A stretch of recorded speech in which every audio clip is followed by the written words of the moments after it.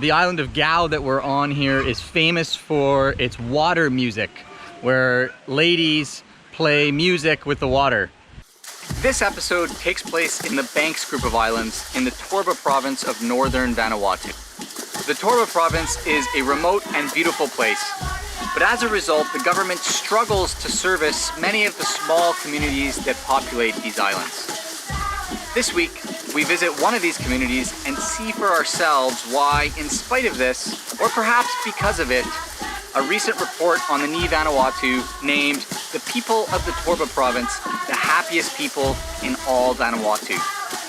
As Vanuatu is consistently voted the happiest place on earth by the Happiness Index, the people of Torba Province are quite literally the happiest people in the entire world. I wanted to find out why. And more importantly, what we can learn from these people about bringing more happiness into our own lives. My name is Chris, and this is Sayo, Mia, and Aya. We spent the last 3 years sailing around the world together on our boat. Sailing for me is a vehicle for travel.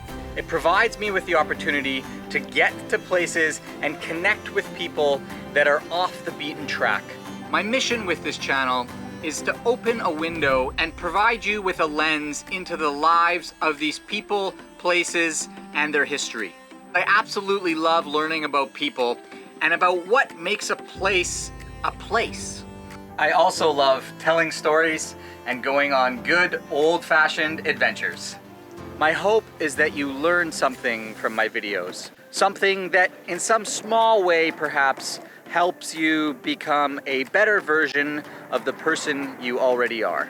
So buckle up, subscribe to my channel, and let's go off the beaten track. We are in the Banks Island group now, and we're on Gaua Island, and we just came into this absolutely gorgeous, stunning village. There's a black sand beach in the front with a little river running through it. And I just love black sand beaches, and this village is very basic as far as human settlements are concerned. Oh, here's Mia. Yeah, what's up? I'm on here. Wow, you're on a rock? Yeah. Where are we? I don't know. Oh. Are we in the village?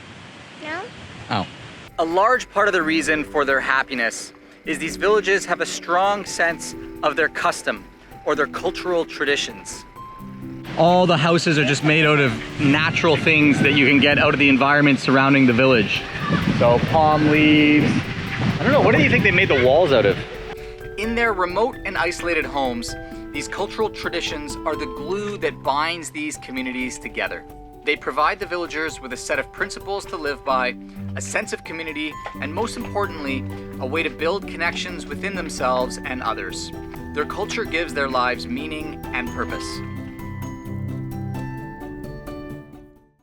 This is probably the best place in Vanuatu to see custom practiced in daily village life.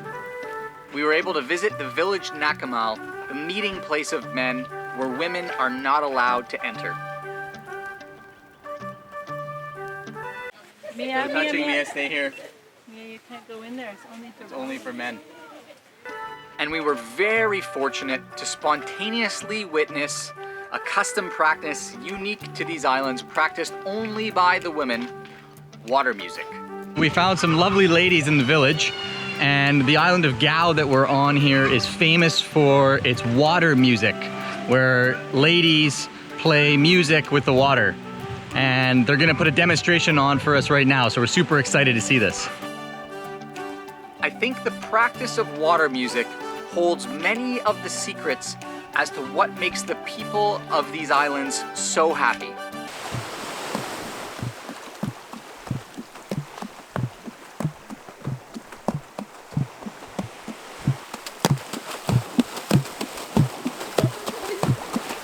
The women of these islands have been playing and making sounds in the water by splashing, scooping, and slapping the water for as long as anyone can remember. The practice of Vuslanlam, as it is called in the local dialect, has been handed down from grandmother to mother to daughter for generations. Sometime in the late 1970s or early 80s, the women of this island group began to revive the practice of water music. As of 2014, there are 3 distinct groups in Vanuatu who perform water music.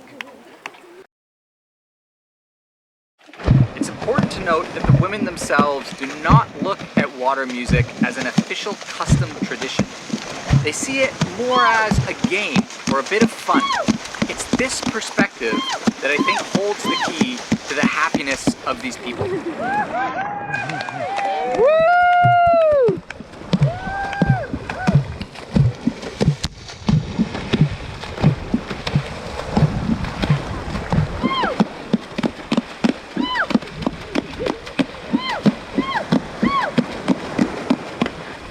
Not only does the practice of water music support the cultural revival of custom in Vanuatu, but it allows these women to support their local villages financially through the practice of cultural tourism.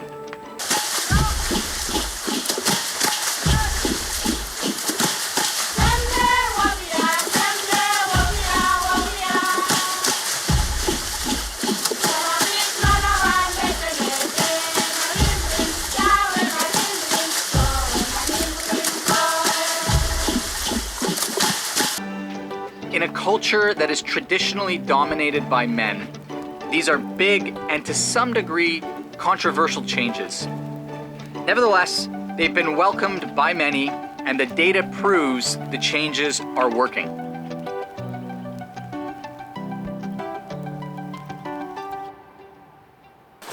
One of the traditions surrounding water music is that only the women are allowed to do it. However, the women on Gaua were kind enough to allow me to participate and to try to teach me a few things on how to play with the water.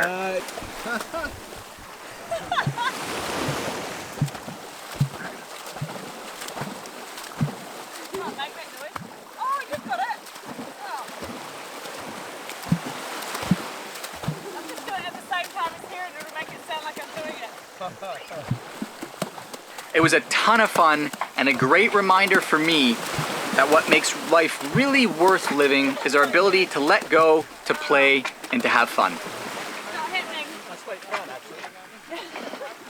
The lessons we can learn from these beautiful people, isolated on their own little island in the middle of the Pacific, are perhaps even more important today while we're faced with our own isolation. They teach us to find our own culture, our own traditions, and our own tribe, and to practice these things by sharing them with other people. Most importantly, they teach us to have fun, to not take life so seriously, and to do something every day that brings us joy. Maybe you can try making your own water music in the bath or while you do the dishes. After all, life is not meant to be watched, it's meant to be played.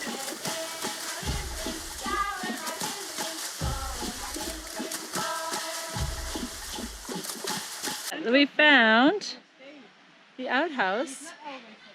There's a little hole in the floor. You say that so nicely. I would have said the Johnny. the long drop. It's cute though. Then I think the shower is right here beside it. Thanks for watching this episode. If it resonated with you, please share it. And don't forget to subscribe to my channel to catch the latest episode coming out next week.